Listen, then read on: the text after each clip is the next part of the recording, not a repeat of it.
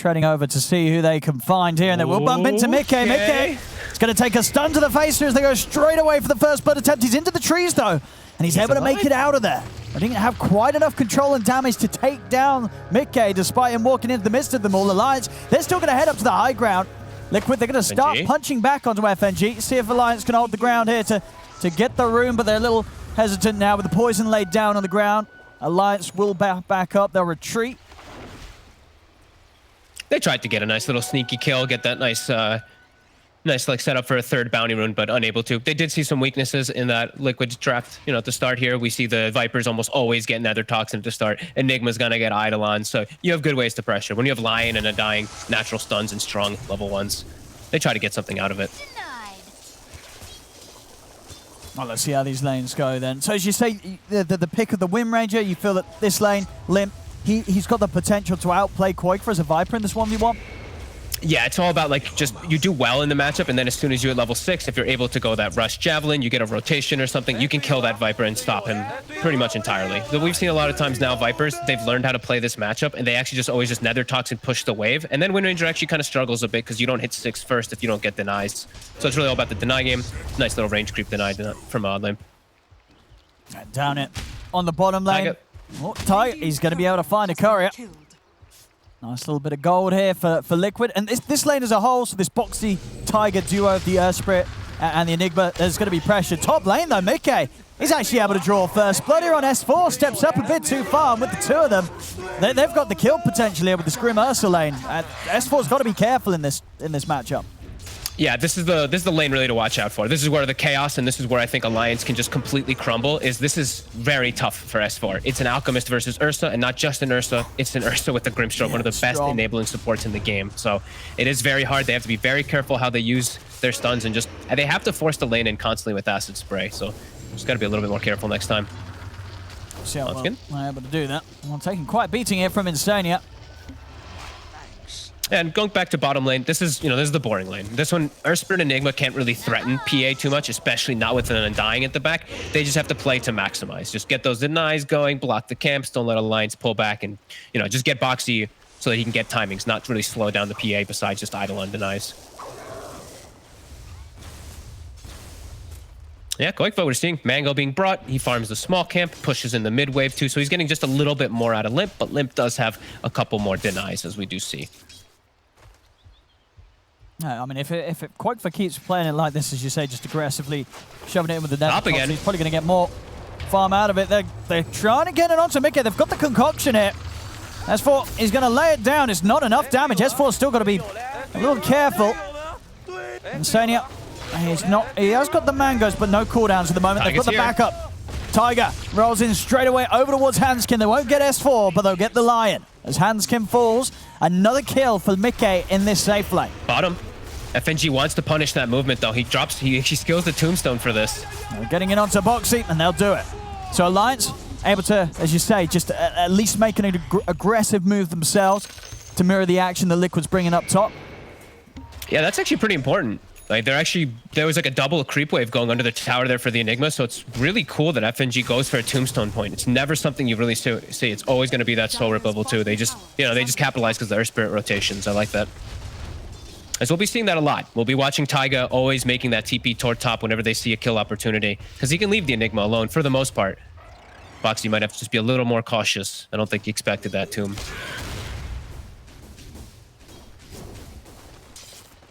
Yeah, we're seeing him not get quite as much as Nico Baby is down on that bottom lane. His farm, in comparison to Mickey, of course, a little slower. Top lane, Mickey. S4 just taking so much damage each time that he gets in range of this Ursa. A very spooky lane for him to be in. He's completely out of mana too, so he doesn't have a concoction to slow things down. As Hanskin has to go check runes, he will be able to find a nice arcane rune for Limp. That's going to be really nice for more constant power shot spams. Quakefor is still winning the matchup. He's going to get the 6 a little bit earlier than Limp. That means it's a little bit harder for Limp to set up for a kill, unless he gets a rotation. And seeing Nico Baby again this time around. It's 2 times now I've seen where he's given mostly free farm, and he goes for Orb of Corrosion rather than just rushing the just rushing for like Tread's Battle Fury. Okay. He's actually going to be going phase boots as well, so it's a little bit of a difference. Nice top. Hanskin. I've got the setup again. It's a lane that they're giving quite a lot to Mickey in. You know, Mickey pretty much free farming as the Ursa, and he's got 3 kills to his name here before the 5-minute mark in that safe lane. Bottom, they try and poking onto Boxy, but this time Tiger, he's there by Boxy's side. And if anything, Nico Baby and FNG have to be kind of careful how aggressive they get into all of these Eidolons. S4 kind of has to just ditch the lane at this point top. This is a pretty big concern for Alliance. I don't think that they can really lane up here too much more. Like, Mika has got his ring of health. He's got Orb of Venom. If they just keep coming into this lane, like Insania and them they're just going to keep getting all these kills. So I think S4 just has to jungle, which that's going to hurt them a lot in this early game. As now that's going to just, you know, full alleviation. Now Taiga gets to pick and choose everything he wants to do in this game as his 4 position, since their top lane is just broken on Alliance.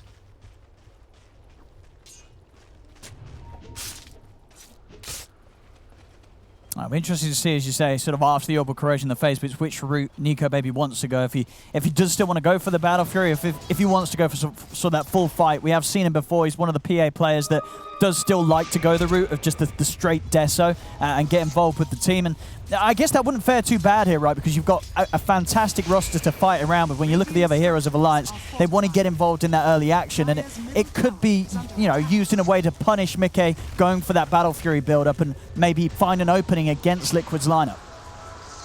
Perhaps. I'm a little worried if Nico Baby does show up to fight because he's playing into Viper, that he just gets Nether Toxin and dies every time, but sure. We'll see which one he does opt to go for. I mean, Mika is just fully enabled, so he's going to have this timing quite a bit better. And as we know, Liquid, they love their stacks. They're going to have those stacks at the ready for this Ursa very early on.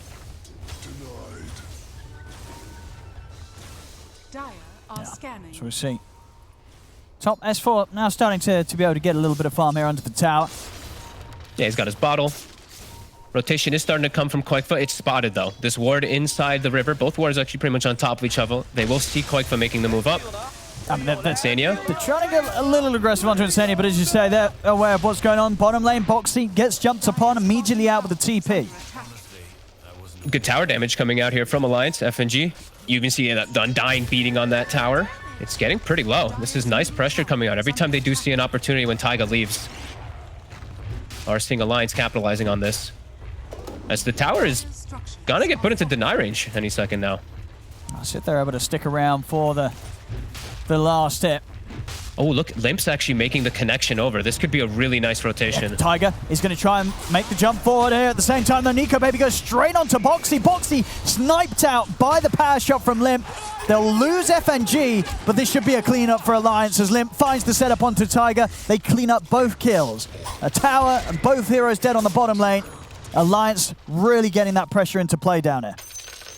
Really, yeah, really nice play by Limp. And I love that FNG went for this. You know, a lot of times people would just default and go for, you know, your Soul Rip level 2 and stuff like that. These 2 moves that they made when they saw Taiga move out were so impactful. They've completely shut down the Enigma in this early start here. And now just, I mean, taking the offlane tower, that doesn't happen so much anymore. It used to be a big thing that we used to do in the past, but they're able to get it this early on. That's going to give a lot of freedom for Nico Baby because he also has ward coverage. You know, they did put down the double wards to protect them, so this is some good stuff from Alliance here early on. Yeah, they already got sort of the, as you say, good vision starting to step into that triangle.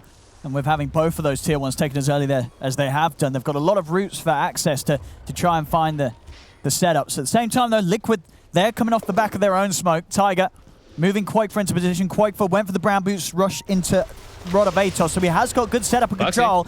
Bottom lane, Boxy getting poked upon, but they're going to see Quake. They're going to make sure they get their cores out of it. FNG is going to get kicked up to the cliff. He'll be left behind, but at least Nico Baby will be able to have the information to get himself out of it and not stick around. Same time, in the mid lane, Insania was trying to pick up some levels. Limp, he's able to go for the solo kill, and in fact, bottom, Nico Baby actually finds the option to get back in onto Boxy. As Liquid start to break back up and split up to their respective lanes, Boxy's left alone, and Nico Baby, he leaves no hesitation there as he jumps for that opportunity. And his Orbital Corrosion and Phase Boots, they pay off for him to get those type of solo kills. Absolutely. So it ends up working out for him right there. Taiga, we see him get a nice D ward. And we are seeing Limp. He's got this, you know, he's got this good timing here now. After he gets that solo kill on Insania, he's got his Javelin. He's got Fairy's Trinket too, which is going to work really well with it. And he can actually set up for some nice focus fire kills. Mika is that big monster, though, that they're going to have to deal with at some point, as he is the top of the net worth. And we're imagining, you know, Insania is going to start getting those stacks ready. We already see 3 double stacks inside their triangle, their defensive triangle. Yeah, so far, there's every reason to believe that Mickey, he's going to get this Battle Fury in good timing, and that item after it's going to come out seemingly just moments after, with the way that Liquid have managed to set up their half of the map. We'll see what Alliance is able to do about that. Bottom lane, Tiger trying to chase down Hanskin. They're bringing in Quakefor again off the back of another smoke. See if he's going to have the setup. He should do here. Hanskin's been found. Quakefor with the rotation gets himself the kill. I like that he's gone for the 8-toast build too this game. Double mobility cores that can get really punished by that. The Wind Ranger as well as the PA. So it's going to work really nice for his Nether Toxin.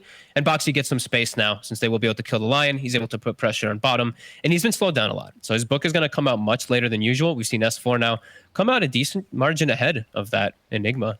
And he's already queued up he's already got the Ags queued up. So more than likely going to go for the Wind Ranger at the start. And then it's going to be there for Nico Baby too. So I think so. Always going to have those nice cores to be able to amp up with it. But that means he's going to be naked. This is going to be a full naked Alchemist. Sure, he's essentially what a free kill for Quakefor or Mickey if they find him in the action. Yeah, which he probably would be in the most part this game anyway. Brian was talking about how there's certain heroes that it doesn't really matter what items those heroes have. They'll just kill you based off their innate skill. Ursa is absolutely one of those. Ursa same thing with that Viper versus Alk. So yeah, S4's game, they'll be tough, but he's just going to be this glorified kind of support to buff up his allies. Yeah, and so I think, all things said and done, only dying the once in that top lane, that's kind of as good as you can ask for in the setup that he was given against the Ursa Grimm. Absolutely, especially with like an Earth Spirit who had the potential of him, like if he dies once or twice afterwards, like Earth Spirit's just going to thrive, and yeah, so it's good shit. It's good shit from Alliance from the start. Dire's top tower is under attack. Let's see. As Lim, 500 gold off the Maelstrom. Tiger coming in the roll. Is he going to be able to get both those stacks there?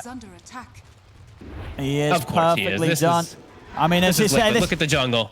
They must spend many hours just sort of stacking, because they really do have it down to perfection. And at a level that we just don't see any other team really just hit the numbers. You look at the squad, sure, people are stacking, but somehow Liquid, they just take it to another level. Every game, every players had years of experience practicing in Han. That's all you did in Han was just stack camps, and they've brought it here. Wait, what do you mean? Was that literally? What was the difference? It was a huge meta in Han always for stacking. You could stack infinitely for a long time. So,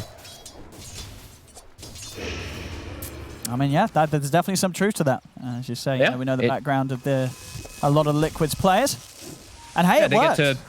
Yeah, it absolutely does, and they're able to slow down a little bit of this game. Don't think Alliance minds a slowed down draft by any means, with this Alchemist able to get space to farm these Ags as he's halfway towards the first one. And Nico Baby is farming unpressured, as they did get those towers so early on. And now Liquid. In the river. Tiger gets set up on. See if they've got this. They don't land the shackle shot, but hey, there they have it here with Hanskin dropping the finger down. Very nicely baited there, just waiting for him to jump in. Yeah, PA and Alchemist sitting back hitting jungle. Have to feel pretty good if you're Alliance, but there's that timing. Here we go. First the Battle Fury, and look at these stacks. Oh boy, here we go. Decently faster than the average from Mickey. And it's actually really important to point out too, I want to say like 90% of the times when I see Ursas, they have the 404 build or 414. He's got 1 point in the Earth Shock, so he has max overpower. Yeah, so he's fight ready as well. It's pretty cool. He's going to get a lot out of this, and to make sure that he's going to be, as you say, incredibly fight ready. He will begin that BKB straight up after the Battle Fury. See down bottom, Tiger. He's looking for the lead in onto FNG. They'll be able to find it. Limp is here with a wraparound, though. Boxy trying to step over, but with the reveal of Wind Ranger in this area, Liquid, they don't want to try and push in any further. No, they're still feeling like they can't force the issue. Undying and Wind Ranger, they're very strong still during this time, especially if the Alchemist rotates over. Still is tough fights for them really to just surround versus Undying. As we know, he's like the king of the early game. They've done a great job in this early game on Alliance. 6-6. Very nice and close. Exactly how we want it for this series. Let's see how we're doing on Nico Baby's Battle Fury. He's getting there. Of course, it is a little slower, but part of that down to the fact that he built this Orb of Corrosion, which I think in the long run is it did allow him to get those early kills. We see 3-0 and 1. He was able to really play his lane to its full potential with that build up. And honestly, sure, it's not going to be a Battlefield timing the same with the Ursa, but with the game this even, there's absolutely room for him to catch up. And as you say, eventually he's going to get that net worth boost from S4 on his Aghanims. Top lane S4, and he's going to be able to walk in straight onto Koifa. He just steps up, drops a concoction on his head. Koifa wasn't ready for that one. They perfectly set up for it too. I'm not sure how they exactly knew where he was, but S4 was so aware of the Viper's positioning. He hid in the tree lines, started the concoction stun before the Viper even turns the corner. Great setup from Alliance, and another read of the play, read of the map, where they kill the bottom Earth Spirit setting up for Rune, kill the Viper as he set up top, and get another tower. Third tier 1 already. Some super quick pressure here. 14 minutes in to have taken all those towers already. And S4 just gets to go back to his triangle, farm his stacks. He's got an Ags in a second, 500 already. Okay. 500 off from it. And you'd say, well, absolutely, first one going to Limp. Give it a Limp. Limp can literally be, he's so mobile that Viper can't match the mobility. And Koifa still doesn't have bots. So, that Ags is going to be given super equip, and Limp is going to be making moves everywhere. And I think Liquid's really going to struggle to match that movement. I mean, Mickey, he is going to be incredibly strong. This BKB timing is going to be very, very quickly. But for sure, the kiting potential, and also the ability for Alliance to make the jump on him. He's got to be careful of Hansken or Limp getting that sort of angle from the trees and catching him by surprise. Yeah, and also, Hansken's going to be getting pretty close to a Blink Dagger. All this slow game, he's 1 in 3. He's just been able to sit back, get that passive gold going. The only thing Limp has to be careful of is really the supports. The Atos and the 2 supports that have the lockdown, have the silences that can really bother him. So really, it's, get BKB and get gifted that Ags when he has that big timing versus the supports that he doesn't have to worry about them. I mean, and for Koifa, as quick as the Atos was, is it going to be a bit of a disappointment from his perspective that he wasn't able to find more action with that, or does that not really matter? They actually gave the first Ags to Nico Baby, by the way. Oh, okay. Just for him to be able to find stuff. Okay, cool. All right, he's strong. He's very strong. Those extra stats, you're going to feel that. Yeah, it maybe feels a little bit bad for Koifa, but you can see why. Like, you couldn't run into an Undying. It's just too hard, and your hero is essentially in a big counterpicked. Wind Ranger, that's why people pick this hero versus Viper. It's just a very good core matchup versus it, as you can just focus fire. And they also have, the Undying Flesh Golem makes a hero like Viper just not look tanky anymore. Yeah. Yeah, absolutely. The stats, I mean, all of them, so the strength in, man, it all makes a difference on that sort of hero. But we're going to see Alliance actually going to attempt for the Roshi. They've got a DD on Limp. They've got the Flesh Golem and the Tombstone. Look how quickly it's dying here. It's just getting destroyed. They take it down in a second. Alliance with an easy Aegis here, now picked up by Nico Baby. I feel like people always forget the effectiveness of Flesh Golem versus Roche. 25% spell amp with an acid spray with all this armor. It's just dead. And now you're playing versus a PA with Aegis and with Ags, and he's going to have time to sit back and farm BKB.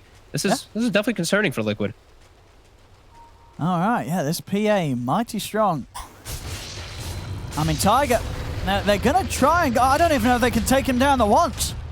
They're going to give it their best shot. Now they're going to roll out. They realize that this is not a kill that's happening. They're like, what? Let alone twice. Why has he got so much HP? So tanky from that Ags being gifted. Koifa, he just walks under a ward down bottom. They're already setting up for him. Nico Baby's already on the charge. Now straight away making the jump. Hex set up from Hansken, and he's gone. I feel. I'm surprised he fingered. Okay. I mean, hey, you got to get those stacks, dude. That's true. Got to get those stacks. He's preparing himself for the Aghanims, That's why he's following S4. He's like, please, sir, can I have an Ags? Mine's very useful, I swear. Hey, this is excellent stuff from Alliance so far. Just really good wards, really good reads of the map, and it seems like the last like 6-7 minutes or so, they've just been perfect at understanding where Liquid's going to be set up. I mean, how's sort of Mickey's game going now? As he's got the BKB done, getting the blink up next. I mean, at what point do you feel Liquid's sort of saying, right, Mickey, we want to get him involved in some action, sort of take him away from the farm mode and actually start to utilize the Ursa? Like, what point is he strong? I feel like he already is strong. I think they can actually fight around him. I think their bigger thing is just wanting Boxy's BKB so that then he can always just black hole and they have a match. Oh, there we go. Versus that annoying Tombstone. Could be a quick one here onto FNG here. Tiger having the follow-up. Hansken's actually going to jump in. They're going to look to fight Nico Baby straight for the backlines. He's looking for Insania, but Mickey jumps forward. They'll keep Insania alive. Now Koifa looks to turn. Tiger trying to roll away, but they jump over. They finish him off. Limp takes the kill. As the rest of Liquid will back up and just get the trade there between the two of them. So we saw that, great aggression here from Nico Baby, ready to jump in. Unfortunately for him, though, we do have Insania having the Ghost Scepter. Wasn't quite able to kill off that Grim in time.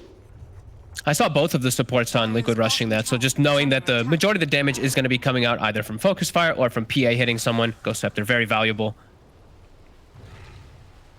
Now this, I mean, Nico Baby's gonna be able to get his BKB at a super nice timing. So yeah, I really think the big thing for Liquid for them is just get the BKB for Boxy finished. He's very close to it, and then look for those engagements. And then it can be a little scary for Alliance where they don't have a way to stop it.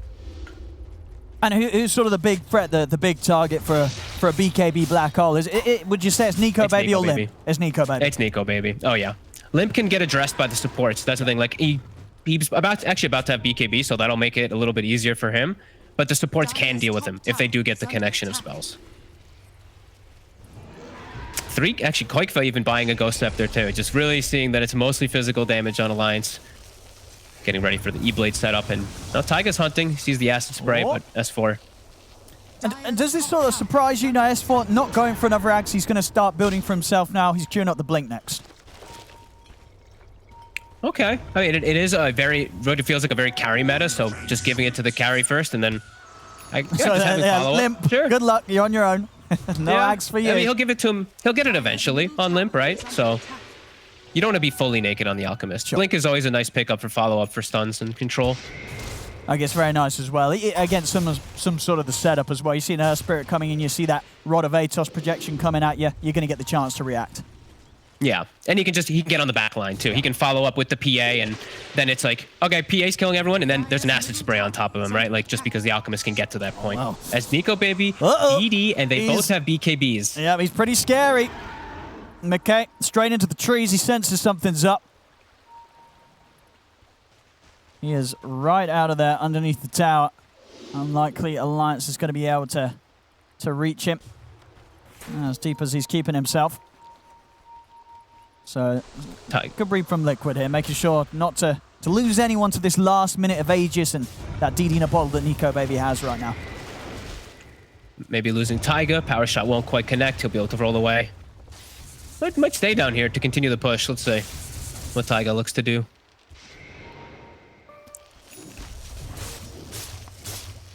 As Alliance, they still do have 10 seconds on Aegis. They have a DD still in the bottle for Nico Baby too. And they do have good ward coverage, good ward vision right now. They actually do see Insania. They do see Liquid all up inside this inside their jungle at the moment. And they get to chill and farm. If PA ever, PA's farming during this game, this feels good for Alliance. Liquid game is starting to feel kind of concerning for them. It feels like they're really going to just have to get a really good black hole in the fight. So it really just feels like the PA is going to kill everyone. Sure. And it's sort of kind of matching out to be this game where for Liquid it's all going to be on the back of Mickey, right? He's sort of that scaling carry that's got to deal the damage. And Quakefoot falling a little bit behind. Whereas on the other side, both this Wind Ranger and PA in the late game, they're going to be able to single-handedly focus the target from 100 to 0. Yeah, at least the one fortunate thing is it is a PA and a Wind Ranger, so when he is going to get the MKB, it's going to be extremely effective versus the Wind Run and the evasion, so that'll be nice if he's able to get it, but I think Alliance is going to start just looking for the fights. Well, they're trying to find the setup here. Liquid, again, DD, they are aware. PA. Yeah.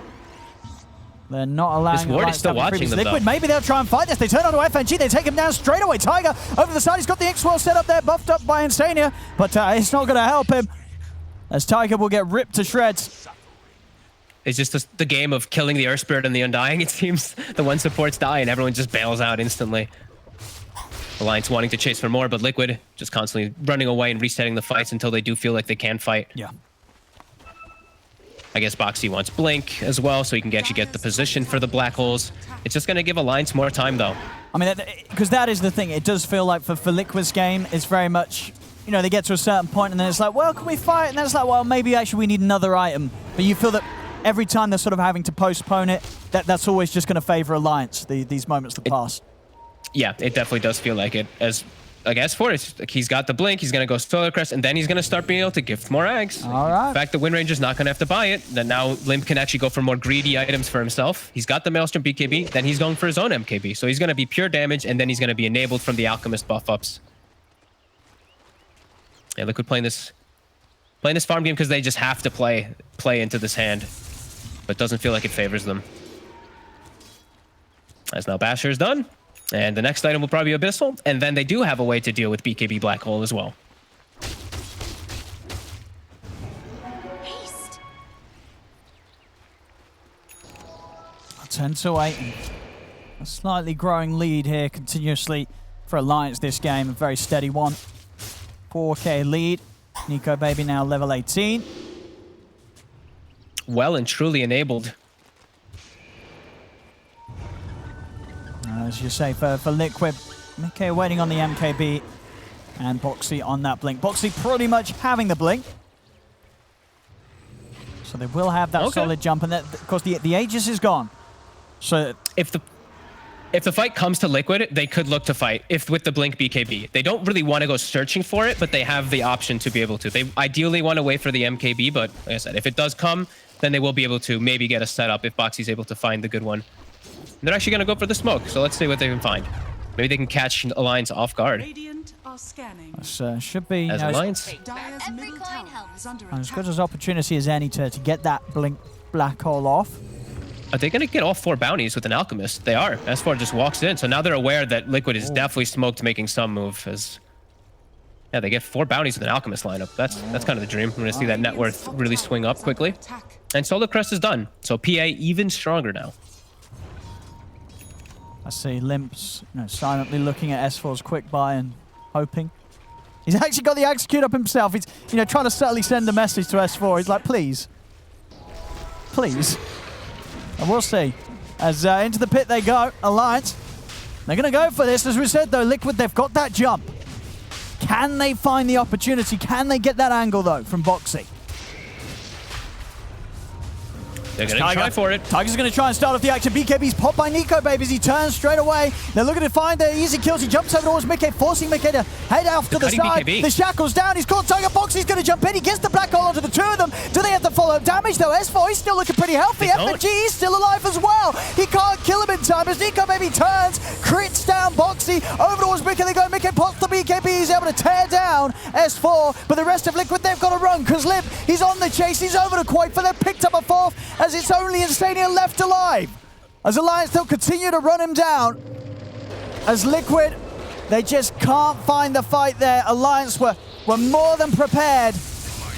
As it really seems that with every moment, Liquid just slipping further and further away from any opportunity they see that they really had this game to fight against Alliance. Alliance are getting so far ahead now off the back of that fight and what will now be another Roshan.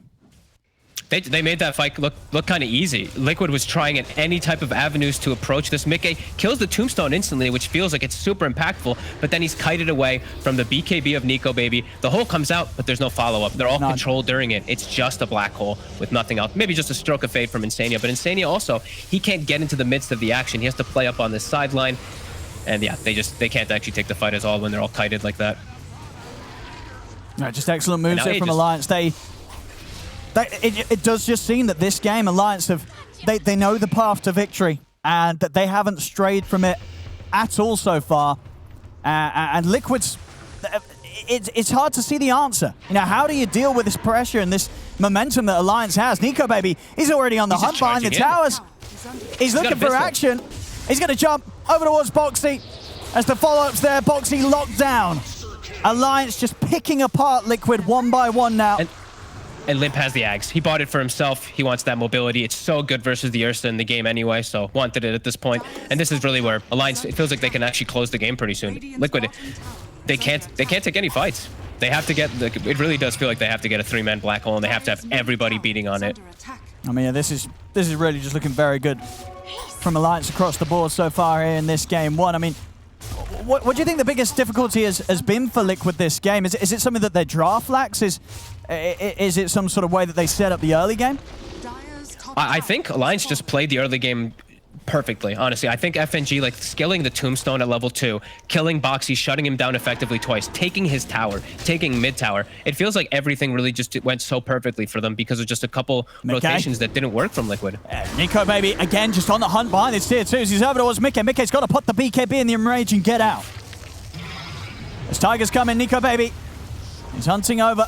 Tiger up to the high ground. He is away. Alliance, they'll hold themselves back. They don't want to try diving high ground quite yet.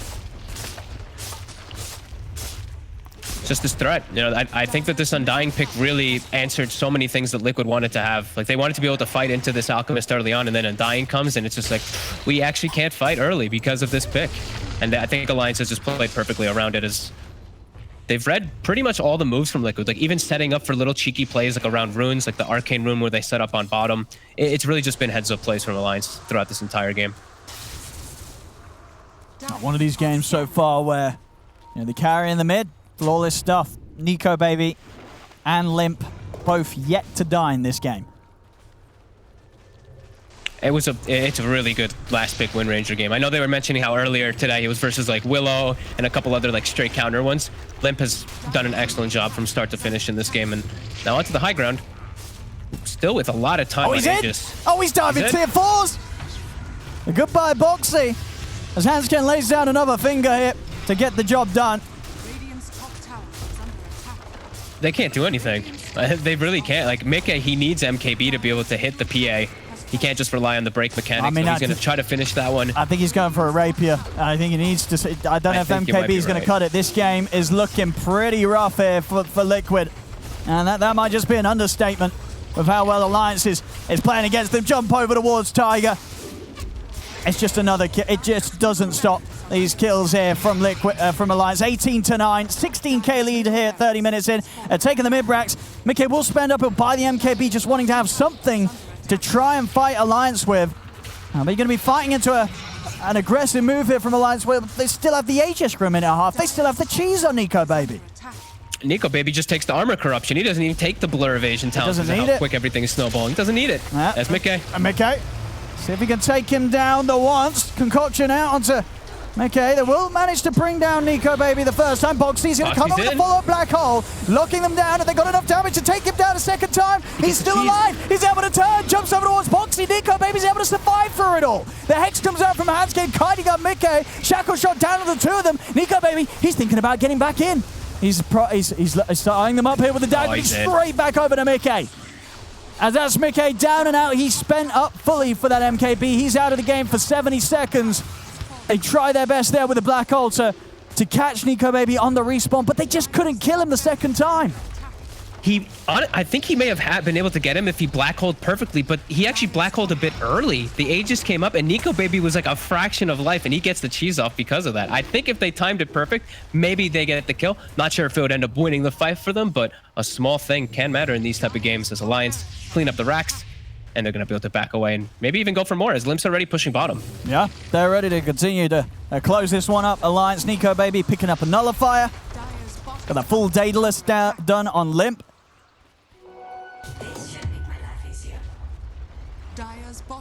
They're going to have one final hold here, Liquid, but with no black hole. They really don't have much at all to stop Alliance here. Nico Baby's just going to eviscerate these supports now with Nullifier. Ghost Scepter's not going to help you anymore as he's waiting and looking for his target. He's ready to just go straight in. Immediately jumps over towards Quakefor. Quakefor's out of the game for 50. And Stania will buy himself some safety with the Ghost Scepter. But you know that Nico Baby's going to be ready to jump straight back in if anyone steps over his way. Boxy trying to stop that from happening as he drops the Malefice down onto Nico Baby. Liquid, they're trying to step forward, but they're losing their base once again. The tier 3 goes down. Racks exposed. Nico Baby, he's in straight away. He looks for the jump. He's going to move on to Insania. Tiger trying to turn and lock them down, but the shackle shot is shackled the Ursa straight over to the Necro Book. As Mickey is caught in position, he's out of the game. No buyback, of course, still available on the Ursa. As Alliance, they'll clean up a third set of racks. Nico Baby, he just wants to continue padding the stats. Jumps over, boosts that KDA once more. It is game over. And in a game where it was sort of a very sort of slow and steady win from Alliance, but a very sure one as well.